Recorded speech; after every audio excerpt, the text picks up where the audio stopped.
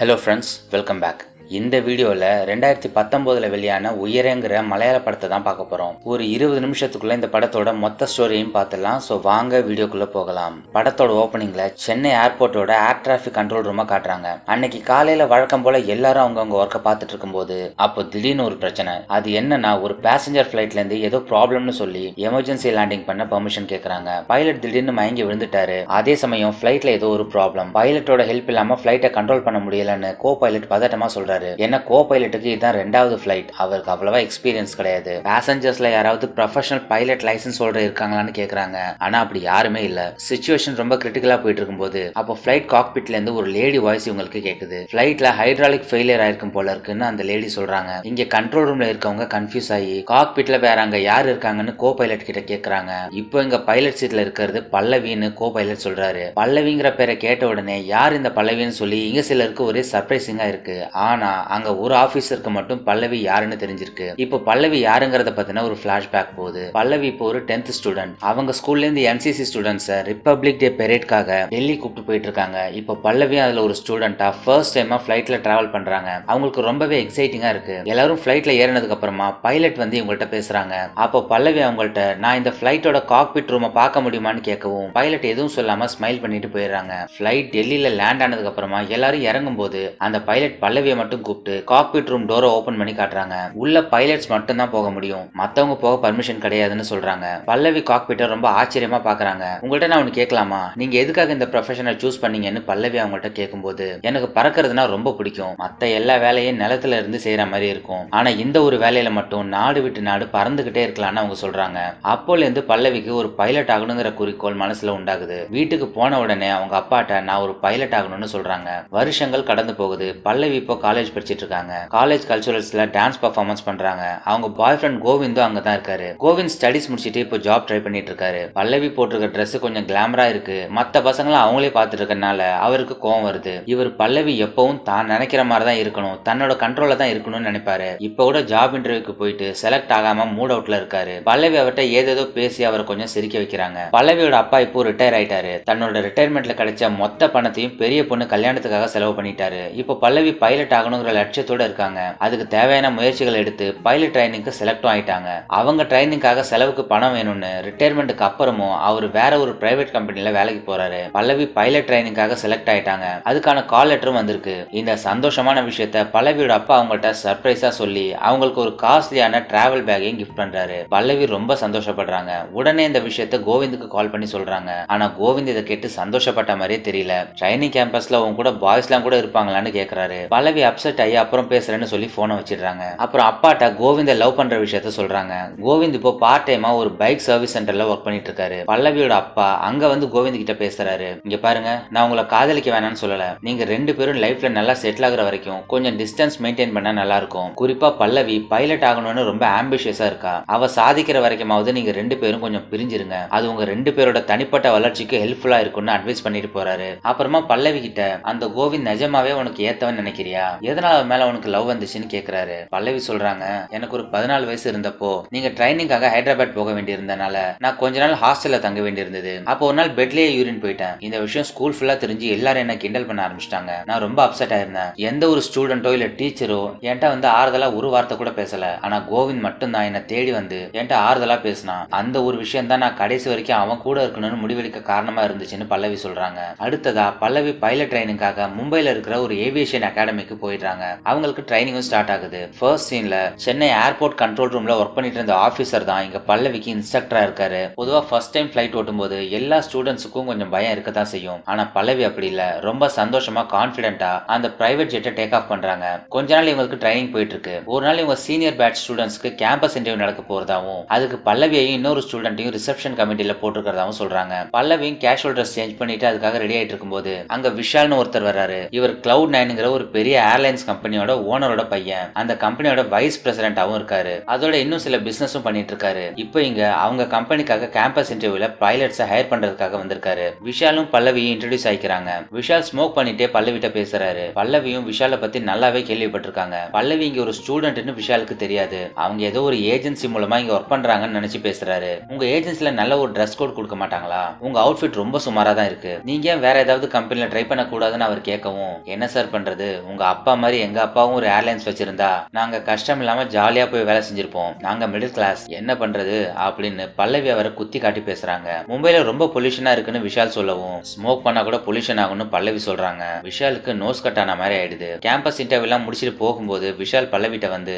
என்னதான் ஒருத்தர் உருவாக்குன கம்பெனியை இன்னொருத்தர் பாத்துக்கிட்டாலும் அதுக்கெல்லாம் ஒரு டேலண்ட் இருந்தாதான் அந்த கம்பெனி வளர்ச்சி அடையும், இல்லன்னா அது அழிவை நோக்கி தான் போகும்னு சொல்லிட்டு போயிடுறாரு. ஒரு நாள் பல்லவி கிளாஸ் அட்டென்ட் பண்ணிட்டு இருக்கும்போது கோவிந்த் அவங்களுக்கு கால் பண்றாரு. பல்லவியும் கட் பண்றாங்க. கோவிந்த் விடாம கால் பண்ணிட்டே இருக்காரு. நான் அப்புறம் கால் பண்றேன்னு பல்லவி அவருக்கு மெசேஜ் பண்ணிட்டு இருக்கும்போது கிளாஸ் லெக்சரர் இவங்களை பார்த்துட்டு, கிளாஸ் ரூம்ல போன் யூஸ் பண்ண கூடாதுன்னு உனக்கு தெரியாதான்னு கேட்டு அவங்கள வெளியே போக சொல்லிடுறாரு. கிளாஸை விட்டு வெளியே வர பல்லவி கோவிந்துக்கு கால் பண்ணி திட்டுறாங்க. நான் கிளாஸ்ல இருக்கும்போது கால் பண்ணாதன்னு எவ்வளவு வாட்டி சொல்லியிருக்கேன், ஏன் திரும்ப திரும்ப கால் பண்ணிட்டே இருக்க, இனி எனக்கு நீ காலே பண்ணாதன்னு கோவமா சொல்லிட்டு போனை வச்சிடுறாங்க. அப்புறம் கோவிந்த் உங்களுக்கு ஒரு போட்டோ அனுப்புறாரு. அதுல அவர் கையை கட் பண்ணி ஒரே பிளட் ஆகிற மாதிரி இருக்கு. இதை பார்த்து பதறி போய் பல்லவி கோவிந்துக்கு கால் பண்றாங்க. ஆனா கோவிந்த் எடுக்கல. உடனே பல்லவி கோவிந்த போய் மீட் பண்றாங்க. அவங்க ஏன் இப்படி பண்ணன்னு கேட்கும்போது, எனக்கு அப்ராட்ல வேலை கிடைச்சிருச்சு, உனக்கு தான் ஃபர்ஸ்ட் அதை சொல்லணும்னு கால் பண்ணேன், ஆனா நீ காலை எடுக்கவே இல்லை, அதோட என்கிட்ட கோமா திட்டிட்ட, எனக்கு ரொம்ப கஷ்டமா இருந்துச்சு, அதனாலதான் இப்படி பண்ணேன்னு கோவிந்த் சொல்றாரு. கோவிந்த் கிட்ட சாரி கேட்கிற பல்லவி இனி இப்படி எல்லாம் பண்ணாதன்னு சொல்றாங்க. அடுத்ததான் மறுபடியும் மும்பைக்கு வர பல்லவி அவங்க ட்ரைனிங்கை கண்டினியூ பண்றாங்க. நாட்கள் போக போக பல்லவி இப்போ சோலோவா பிளைட்டை ஓட்டுற அளவுக்கு ட்ரெயின் ஆயிட்டாங்க. பல்லவிக்கும் அவங்க பேட்ச்மேட்ஸ்க்கும் இப்போ பைலட் லைசன்ஸ் கிடைச்சிருச்சு. இந்த சந்தோஷமான விஷயத்தை செலிப்ரேட் பண்றதுக்காக பல்லவியும் அவங்க ஃப்ரெண்ட்ஸோட 3 பேரும் சேர்ந்து நைட் ஒன்னா வெளியே டின்னருக்கு போறாங்க. அந்த குரூப்ல 2 பசங்களும் இருக்கிறாங்க. அப்போ கோவிந்த் பல்லவிக்கு கால் பண்றாரு. இந்த டைம்ல ஃப்ரெண்ட்ஸ் கூட அதுவும் பசங்க கூட வெளியே வந்திருக்கேன்னு தெரிஞ்சா கோவிந்த் கோவப்பட்டு ஏதாவது சொல்வாருன்னு நினைக்கிற பல்லவி தனியா சத்தம் இல்லாத ஒரு இடத்துக்கு போய் கால் அட்டென்ட் பண்றாங்க. நான் இப்ப ஹாஸ்டல் ரூம்ல தான் இருக்கேன், ரொம்ப டயர்டா தூக்கம் வர மாதிரி இருக்கு, நான் இப்ப தூங்க போறேன், காலையில கால் பண்றேன்னு சொல்லிட்டு போனை வச்சிடறாங்க. டின்னர் முடிச்சிட்டு இவங்க எல்லாம் கிளம்புறாங்க. அந்த பசங்க பல்லவியையும் இன்னொரு பொண்ணையும் இவங்க ஹாஸ்டல் கிட்ட கார்ல டிராப் பண்றாங்க. அங்க போய் பார்த்தா கோவிந்த் ஹாஸ்டலுக்கு வெளியே வந்து நின்னுட்டு இருக்காரு. அவரை பார்த்ததும் பல்லவிக்கு சர்ப்ரைசிங்காவும் ஷாக்கிங்காவும் இருக்கு. என்ன கோவிந்த் சர்ப்ரைஸா இருக்கு, நீ வரேன்னு சொல்லவே இல்லையேன்னு சொல்லவும், சொல்லி இருந்தா ப்ரிப்பேர்டா இருந்திருப்பியா, நான் உனக்கு சர்ப்ரைஸ் கொடுக்கலாம்னு நினைச்சா நீ எனக்கு சர்ப்ரைஸ் கொடுக்குற, தினமும் இப்படிதான் இந்த பசங்க கூட நைட்ல ஊர் சுத்திட்டு இருக்கியா, எதுக்காக போன்ல என்கிட்ட போய் சொன்னேன்னு கோவிந்த் ரொம்ப கோவமா கேட்கவும், எனக்கு உன்னை பார்த்து ரொம்ப பயமா இருக்கு கோவிந்த், நீ எனக்கு கொஞ்சம் கூட ஸ்பேஸே கொடுக்க மாட்டேற, நான் என்ன செஞ்சாலும் உன்கிட்ட சொல்லிட்டு தான் செய்ய வேண்டியதா இருக்கு, எல்லாத்தையும் நீ ஈஸியாவும் எடுத்துக்க மாட்டேற, எல்லா விஷயத்திலயும் கோவப்பட்டு ஏதாவது திட்டிட்டே தான் இருக்க, நீ நினைக்கிற மாதிரி தான் நான் இருக்கணும்னு நினைக்கிறேன், ஆனா நான் எனக்கு பிடிச்ச மாதிரி இருக்கணும்னு நினைக்கிறேன் அப்படின்னு பல்லவி சொல்றாங்க. அப்புறம் கோவிந்த் சொல்றாரு, சரி அதெல்லாம் இருக்கட்டும், இன்னைக்கு இங்க மும்பைல தான் எனக்கு ஜாப் இன்டர்வியூ நடந்துச்சு, ஜாபும் கன்ஃபார்ம் ஆயிடுச்சு, அடுத்த மாசமே நான் சவுதி போறேன், நீயும் என் கூட வந்தாகணும்னு சொல்றாரு. என்னது அடுத்த மாசமா, எனக்கு இன்னும் 2 மாசம் ட்ரைனிங் கோர்ஸ் பாக்கி இருக்கு, அது வரைக்கும் என்னால எங்கேயும் வர முடியாதுன்னு பல்லவி சொல்லவும் கோவிந்துக்கு இன்னும் கோவம் வருது. நீ சொல்றத பார்த்தா உன் இஷ்டப்படிதான் எல்லாம் நடக்கணும் போல, நீங்க ஒன்னும் கோர்ஸ்க்காக இருக்கிற மாதிரி தெரியலையே, உன் கூட படுத்து கிடக்க நல்லா வாட்ட சாட்டமா பசங்க இருக்காங்கல்ல, அதனாலதான் வரமாட்டேன்னு சொல்றேன்னு கேட்கவும் பல்லவிக்கு செம கோவம் வந்துருது. மரியாதையா இங்கேருந்து போயிடு, இனி நீ எனக்கு வேணவே வேணாம், என் லைஃப்ல இனி வரவே வராதுன்னு சொல்லிட்டு போயிடுறாங்க. ரூம்ல போய் உட்காந்து அழுகுறாங்க. அப்புறம் கோவிந்த் பல்லவிட்ட சாரி கேட்டு சமாதானப்படுத்தலான்னு கால் பண்றாரு. ஆனா பல்லவி காலை எடுக்கவே மாட்டாங்க, போனையும் சுவிட்ச் ஆஃப் பண்ணிடுறாங்க. அடுத்த நாள் காலையில பல்லவி ஸ்கூட்டி எடுத்துட்டு வெளியே கிளம்புறாங்க. ஹாஸ்டலுக்கு வெளியில கோவிந்த் நின்னுட்டு இருக்காரு. பல்லவியை ஸ்டாப் பண்ணி உங்ககிட்ட பேசணும்னு சொல்றாரு. ஆனா பல்லவி கோவிந்த் முன்னாடி வாங்கி கொடுத்த மோதிரத்தை கழட்டி அவர்கிட்ட கொடுத்துட்டு கிளம்புறாங்க. அப்போ கோவிந்த் பேக்ல வச்சிருந்த ஆசிட் பாட்டிலை எடுத்து பல்லவியோட முகத்துல வீசிடுறான். பல்லவி முகத்தோட ஒரு சைட் ஃபுல்லா ஆசிட் பட்டுறது. அவங்க தடுமாறி கீழே விழுந்து ஆசிட் பட்ட எரிச்சல் தாங்க முடியாம துடிக்கிறாங்க. ஆனா கோவிந்த் எதுவுமே நடக்காத மாதிரி அங்கிருந்து வேகமா நடந்து போயிடுறான். பல்லவி ஹாஸ்பிட்டல் அட்மிட் பண்ணி ட்ரீட்மெண்ட் போயிட்டு இருக்கு. விஷயத்தை கேள்விப்பட்டு பல்லவியோட அப்பாவும் அக்காவும் வந்துடுறாங்க. போலீஸ் வந்து விசாரிக்கிறாங்க. தான் முகத்துல ஆசிட் அடிச்சது கோவிந்தான்னு பல்லவி சொல்றாங்க. உடனடியா கேரளா போலீஸ்க்கு இன்ஃபர்மேஷன் போகுது. அவங்க கோவிந்தோட வீட்டுக்கே போய் அவரை அரெஸ்ட் பண்றாங்க. கொஞ்ச நாள்ல பல்லவிக்கு சர்ஜரி முடிஞ்சு கட்ட பிரிக்கிறாங்க. அவங்களோட ஒரு சைடு முகமே வெந்து போய் ரொம்ப செதஞ்சு போயிருக்கு. கண்ணாடியில தன்னோட முகத்தை பார்த்துட்டு ரொம்ப வருத்தப்பட்டு அழுறாங்க. அவங்க அப்பாவும் ஃப்ரெண்டும் அவருக்கு ஆறுதல் சொல்றாங்க. பல்லவி கொஞ்ச நாள்ல குணமானதுக்கு அப்புறமா ஏவியேஷன் அகாடமில இருந்து ஒரு மெடிக்கல் ஃபிட்னஸ் டெஸ்ட் நடத்துவாங்க. அதுல அவங்க பாஸ் ஆனாதான் அவங்களால பைலட் ஆக முடியும்னு அவங்க ஃப்ரெண்ட்ஸ் சொல்றாங்க. பல்லவிக்கு தொடர்ந்து ட்ரீட்மெண்ட் நடக்குது. அவங்க ஓரளவு ரெக்கவர் ஆயிட்டாங்க. அவங்களுக்கு மெடிக்கல் ஃபிட்னஸ் டெஸ்டும் நடக்குது. எல்லா டெஸ்ட்லயும் அவங்க பாஸ் பண்ணிட்டாங்க. ஆனா அவங்களோட ஒரு சைட் கண்ணுல ஆசிட் பட்டிருக்கதால அந்த கண்ணோட பார்வை ரொம்ப பாதிக்கப்பட்டிருக்கு. அதனால அவங்களோட கண் பார்வை முழுசா சரியில்லைன்னு சொல்லி ரிஜெக்ட் பண்ணிடுறாங்க. இனி அவங்களால பைலட் ஆகவே முடியாதுன்னு சொல்லி அவங்களோட பைலட் லைசன்ஸையும் கேன்சல் பண்ணிடுறாங்க. இனி வாழ்க்கையில தன்னால பைலட் ஆகவே முடியாதுன்னு புரிஞ்சு புரிஞ்சுக்கிற பல்லவி ரொம்ப உடஞ்சு போயிடுறாங்க. கோவிந்த் ஆசிட் அடிச்ச கேஸ்ல 1 மாசம் கழிச்சு கோர்ட்ல ஹியரிங் நடக்குது. கோர்ட்ல பல்லவி கோவிந்த் தான் தன் முகத்துல ஆசிட் அடிச்சான்னு சொல்றாங்க. ஆனா கோவிந்த் அதை மறுக்கிறான். அதோட கோவிந்த் ஆசிட் அடிச்சப்போ அதை நேர்ல பார்த்த சாட்சி யாருமே இல்லாதனால கோவிந்துக்கு பெயில் கிடைச்சிருது. இந்த பெயில கேன்சல் பண்ண நாம வேணா ஹைகோர்ட்டுக்கு போலாம். அப்படி போனாலும் அவன் பெயில் கேன்சல் ஆக 2-3 மாசம் ஆகும்னு லாயர் சொல்றாரு. என் முகத்துல ஆசிட் அடிச்சு முகத்தையே அவன் செதைச்சிட்டான். பைலட் ஆகணுங்கிற என்னோட லட்சியத்தையே நாசமாக்கிட்டான். இனி என் வாழ்க்கை பூரா என் முகத்தை மறைச்சிட்டு தான் சுத்தணும். இப்படி ஒரு அநியாயத்தை பண்ணிட்டு அவன் வெளியே ஃப்ரீயா சுத்திட்டு இருப்பானா? என்ன ஆனாலும் பரவாயில்ல, அவனை சும்மா விடக்கூடாது. எப்படியாவது இந்த கேஸ்ல ஜெயிச்சாகணும். அவனுக்கு தண்டனை கிடைச்சே ஆகணும்னு பல்லவி சொல்றாங்க. கோவிந்தோட அப்பா பல்லவி வீட்டுக்கு வந்து அவங்க அப்பாட்ட பேசுறாரு. எனக்கு இருக்கிறது ஒரே பையன், அவன் செஞ்சது தப்பு தான். இப்போ அவன் வாழ்க்கையே உங்க கையில தான் இருக்கு. நீங்க என்ன கேட்டாலும் எவ்வளவு கேட்டாலும் நான் கொடுக்குறேன். உங்க பொண்ணு கிட்ட சொல்லி கேஸை மட்டும் விட்ரா பண்ண சொல்லுங்கன்னு கேக்குறாரு.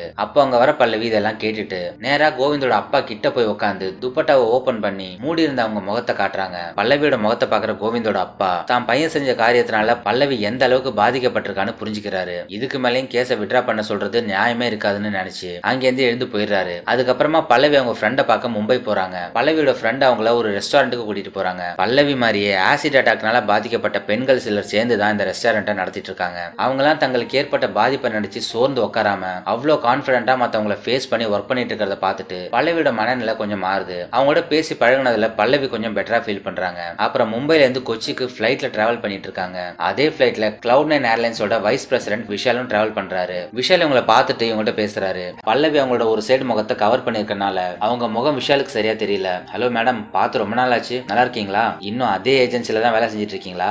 அப்புறம் என்ன விசேஷம்னு அவர் கேஷுவலா கேக்குறாரு. டக்குன்னு துணியை விலக்கி பல்லவி அவங்க முகத்தை விஷாலுக்கு காட்டி இதுதான் விசேஷம்னு கோவமா சொல்றாங்க. விஷால் அவங்க முகத்தை பார்த்து ரொம்ப ஷாக் ஆயிடுறாரு. பல்லவிட்ட சாரி சொல்லிட்டு எப்படி ஆச்சுன்னு விசாரிக்கிறாரு. ஒருத்தன் முகத்துல ஆசிட் அடிச்சிட்டான்னு பல்லவி சொல்றாங்க. அப்புறம் அவர் சும்மா இருப்பாருன்னு பார்த்தா மேற்கொண்டு பேசிக்கிட்டே இருக்கிறாரு. இப்படி எல்லாம் ஆயிடுச்சுன்னு விரக்தி ஆயிடாதீங்க, கான்பிடென்டா இருக்கணும், அப்படி இருக்கணும், இப்படி இருக்கணும்னு வளவலன்னு விஷால் பேசிட்டே இருக்காரு. ஏற்கனவே பல்லவிக்கு மூடு சரியில்லை. விஷால் பேசுறது அவங்களுக்கு கடுப்பா இருக்கு. உங்களுக்கு ஏதாவது உதவி தேவைப்பட்டா என்ன கான்டாக்ட் பண்ணுங்க, நான் கண்டிப்பா செய்யறேன். நான் சொன்ன வார்த்தையை காப்பாத்துவேன்னு சொல்லி விஷால் விசிட்டிங் கார்டு கொடுக்குறாரு. உடனே பல்லவி அங்க உட்கார்ந்து இருக்கிற ஏர் ஹோஸ்டஸ் காமிச்சு எனக்கு அவங்கள மாதிரி ஏர் ஹோஸ்டஸ் ஆகணும், என்ன உங்களால ஏர் ஹோஸ்டஸ் ஆக்க முடியுமான்னு பல்லவி கேட்கவும் விஷால் அமைதியாயிராரு. என்ன ஒன்னும் பேச மாட்டீங்க? அதுக்குதான் ஒரு வாக்கு கொடுக்கறதுக்கு முன்னாடி நல்லா யோசிச்சுட்டு கொடுக்கணும்னு பல்லவி சொல்லிடுறாங்க. பல்லவிக்கு ஏதாவது செஞ்சே ஆகணும், சொன்ன வார்த்தையை காப்பாத்தி ஆகணும்னு முடிவெடுக்கிற விஷால் அவங்களோட Cloud9 ஏர்லைன்ஸ்லயே பல்லவியை ஏர் ஹோஸ்டஸா ஹையர் பண்ண வைக்கணும்னு முடிவெடுத்து பல்லவியோட Facebook அக்கௌண்ட்ல இருந்து அவங்க போட்டோஸ் எல்லாம் எடுத்து அந்த போட்டோஸ் அவர் அப்பாட்ட காட்டுறாரு. அதுல ஆசிட் அடிச்சதுக்கு அப்புறமா ரீசெண்டா எடுக்கப்பட்ட ஒரு போட்டோவும் இருக்கு.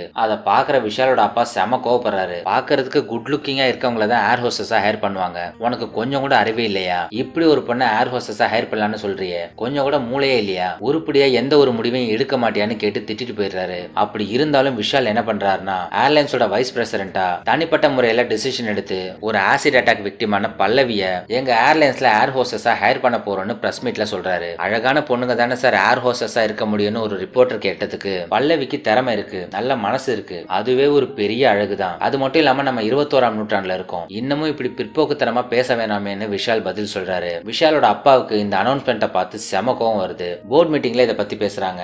எல்லா போர்ட் மெம்பர்ஸும் விஷாலோட கருத்துக்கு எதிராக தான் பேசுறாங்க. பல்லவி மாதிரி ஒரு பொண்ணை ஹையர் பண்ணி நம்ம பெரிய ரிஸ்க் எடுக்க கூடாதுன்னு சொல்றாங்க. விஷாலும் எல்லாரையும் பேசி கன்வின்ஸ் பண்ண ட்ரை பண்றாரு. ஆனா வேலைக்கு ஆகல. இந்த ஐடியாவே டிராப் பண்ணிடலாம்னு சிலர் சொல்றாங்க. ஆனா விஷாலோட அப்பா என்ன சொல்றாருன்னா விஷால் சொன்னதை எல்லா மீடியாவும் கவர் பண்ணிட்டாங்க, இப்ப எல்லாரும் நம்மள கவனிச்சிட்டு இருக்காங்க, இப்ப நம்ம பின்வாங்கிறது நமக்கு கெட்ட பேரை தான் உருவாக்கும். விஷால் ஐடியா படி பல்லவி ஏர் ஹோஸ்டஸா ஹையர் பண்ணுவோம். ஒரு வேலை இதனால ஏதாவது ப்ராப்ளம் வந்தா விஷால் இந்த கம்பெனியை விட்டு வெளியே போயிடணும்னு சொல்றாரு. விஷாலும் அதை ஏத்துக்கிறாரு. இந்த நியூஸை டிவில பார்த்துட்டு பல்லவி ரொம்ப டென்ஷன் ஆயிடுறாங்க. விஷால் இவங்களுக்கு கால் பண்ணப்போ யாரை கேட்டு இப்படி எல்லாம் பிரஸ் மீட்ல சொன்னீங்க, ஏன் சம்பந்தப்பட்ட விஷயத்துல என்ன கேட்காம முடிவெடுக்க நீங்க யாரு, என்னோட சம்மதம் இல்லாம என்ன உங்க கம்பெனில ஹையர் பண்ண உங்களுக்கு எந்த உரிமையும் கிடையாதுன்னு கோவமா சொல்லிட்டு போனை வச்சிடறாங்க. பல்லவியோட அப்பா என்ன சொல்றாருன்னா நீ தானமா உன்னை ஏர் ஹோஸ்டஸ் ஆக்க சொல்லி அவர்கிட்ட கேட்டேன்னு கேக்குறாரு. அது ஏதோ கோவத்துல அவரை நோஸ் கட் பண்ண அப்படி கேட்டேன்பா, ஏர் ஹோஸ்டஸ் ஆகணும்னு எனக்கு கொஞ்சம் கூட ஆசையே இல்லைன்னு சொல்றாங்க. அப்ப வேற என்ன ஆசை உனக்கு இருக்கு? நீ பறக்கணும்னு ஆசைப்பட்ட, பைலட் ஆகணும்னு நினைச்ச, ஆனா அது இப்ப முடியாம போயிடுச்சு. அட்லீஸ்ட் இந்த ஏர் ஹோஸ்டஸ் வேலை உனக்கு கிடைச்சா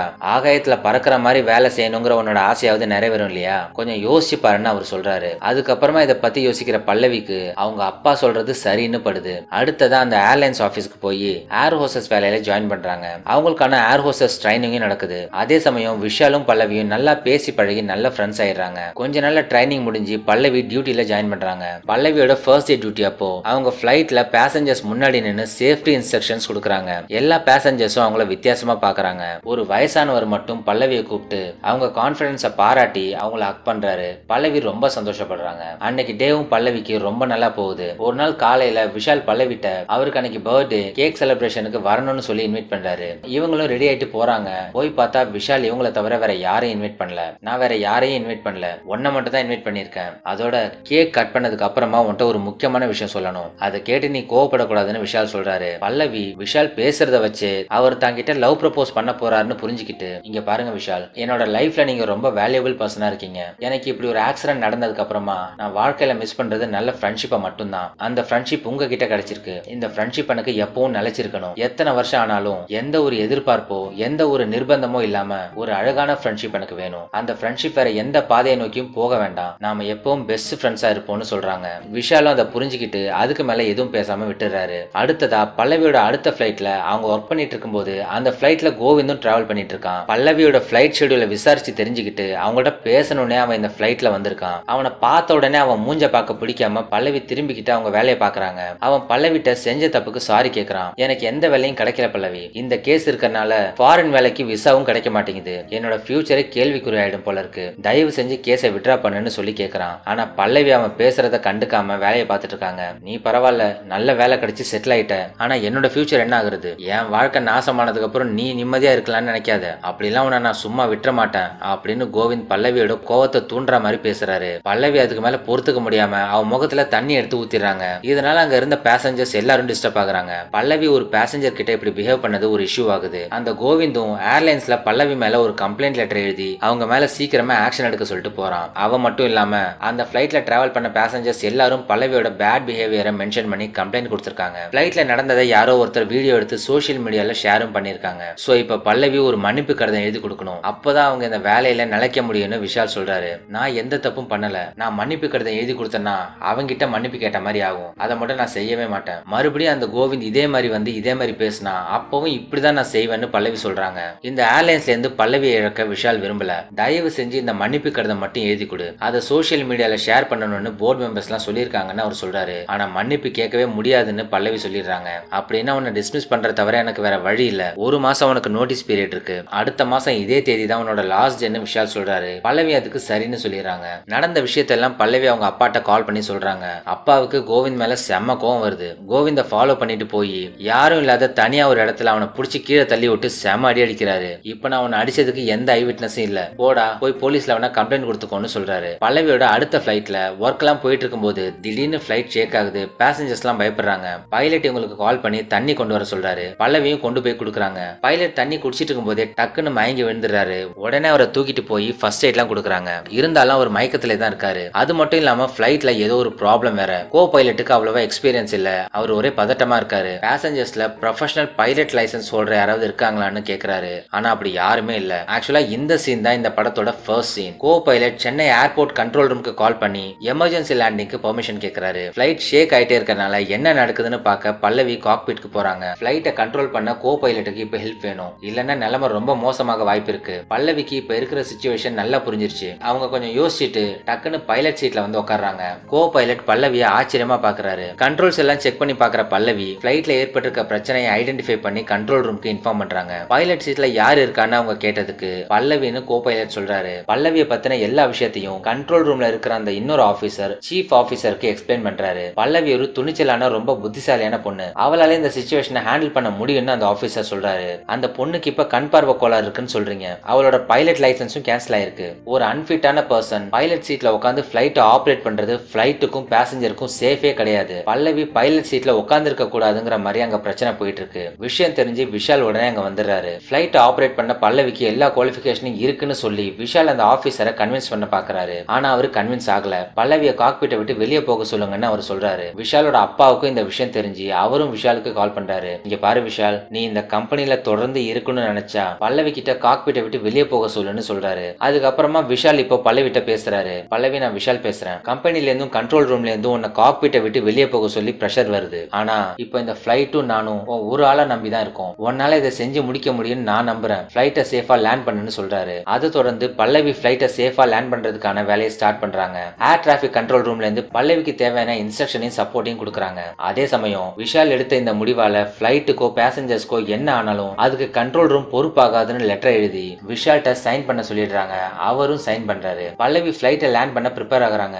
ரொம்ப மேகமூட்டமா இருக்கறனால ரன்வே கண்ணுக்கே தெரிய மாட்டேங்குதுன்னு கோ பைலட் சொல்றாரு. ஆனா ரன்வே என்னால பார்க்க முடியுது. இன்னும் 8 நிமிஷத்துல நம்ம லேண்ட் ஆக போறோம்னு பல்லவி சொல்றாங்க. எல்லாருக்கும் ஒரே பதட்டமா இருக்கு. ஒன்னு கிராஷ் லேண்டிங் ஆகும், இல்லன்னா ஃபிளைட் ஸ்லிப் ஆகும்னு அந்த ஆபீசர் தன்னோட கணிப்பை சொல்றாரு. ஆனா ஃபிளைட் சேஃபா லேண்ட் ஆகும்னு விஷால் நம்புறாரு. ஃபிளைட் ஷேக் ஆயிட்டே இருக்கு. பேசஞ்சர்ஸ் எல்லாரும் உயிரை கையில பிடிச்சிட்டு உட்காந்துருக்காங்க. ஆனா பல்லவி முகத்துல கொஞ்சம் கூட பயமே தெரியல. ரொம்ப கான்பிடென்டா ஃபிளைட்டை கொஞ்சம் கொஞ்சமா கண்ட்ரோல் பண்ணி அதை லேண்ட் பண்ண ஆரம்பிக்கிறாங்க. ஆரம்பத்துல கொஞ்சம் தடுமாறினாலும் பல்லவி ரொம்ப திறமையா செயல்பட்டதுனால ஃபிளைட் எந்த சேதமும் இல்லாம சேஃபா ரொம்ப பெர்ஃபெக்ட்டா லேண்ட் ஆகுது. இத பார்த்த அந்த ஆபீசருக்கு ஆச்சரியம் தாங்க முடியல. விஷாலுக்கு ரொம்ப பெருமையாவும் சந்தோஷமாவும் இருக்கு. பேசஞ்சர்ஸ்க்கு இப்பதான் நிம்மதியா இருக்கு. ஃபிளைட்டை சேஃபா லேண்ட் பண்ணதுல பெருசா சாதிச்ச மாதிரி பல்லவி ஃபீல் பண்றாங்க. இதோட இந்த சீன் கட் ஆகுது. கோவிந்த் மேல கோர்ட்ல நடந்துட்டு இருக்க கேஸ்ல இன்னும் 2 நாள்ல தீர்ப்பு வரப்போகுது. ப்ராப்பரா நடந்த விசாரணையில கோவிந்த் தான் பல்லவி முகத்துல ஆசிட் அடிச்சான்னு கோர்ட்ல நிரூபணம் ஆயிடுச்சு. குறைஞ்சது 5 வருஷமாவது ஜெயில் தண்டனை கிடைக்கணும்னு லாயர் சொல்றாரு. இத கேட்கிற கோவிந்த் விரக்தி ஆகி சூசைட் பண்ணிக்கிற நோக்கத்தோட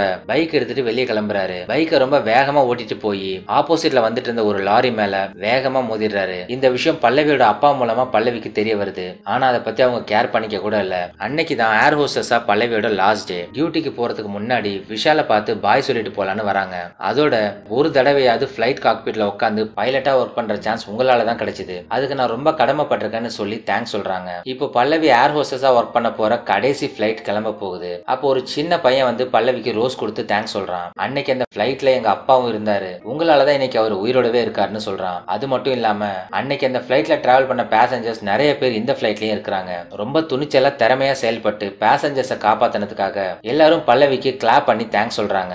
அண்ட் இதோட இந்த படம் முடியுது. இந்த வீடியோ உங்களுக்கு பிடிச்சிருந்தா லைக் பண்ணுங்க. உங்க ஃப்ரெண்ட்ஸுக்கு இந்த வீடியோவை ஷேர் பண்ணுங்க. மறக்காம மித்ரன் வாய்ஸ் ஓவருக்கு சப்ஸ்கிரைப் பண்ணுங்க. மறுபடியும் உங்களை வேற ஒரு நல்ல படத்தோட மீட் பண்றேன். நன்றி.